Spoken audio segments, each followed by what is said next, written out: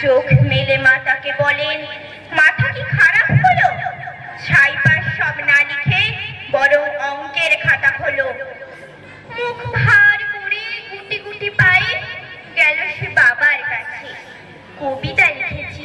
ও বাবা, তোমার দেখার সময় আছে? মুখটি না তুলে বললেন বাবা, কবিতা লিখেছো?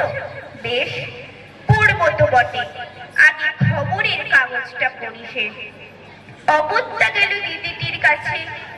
ডাকলো সে, দিদি আয়, দেখ না কেমন ছবিটা এঁকেছি ছোট্ট এই কবিতায়।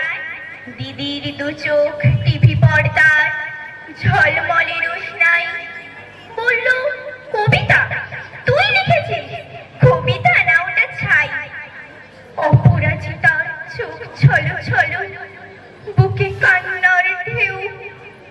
তার লেখায় প্রথম কবিতা দেখলো না পড়ে কেউ।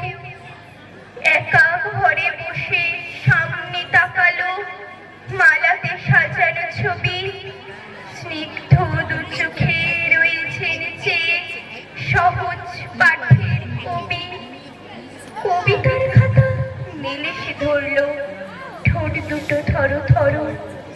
বলল, ঠাকুর কেউ না পড়ো, তুমি এ কবিতা পড়ো। কি জানি কি করে কি যে হয়ে গেল। এই কথার সাথে সাথে রবি ঠাকুরের মালা থেকে ফুল ঝরলো সে খাতাটাতে। মনে হলো তার সামনে দাঁড়িয়ে বুঝি রবীন্দ্রনাথ। মাথার উপর রাখলেন তার আদর মাখানো হাত। নমস্কার।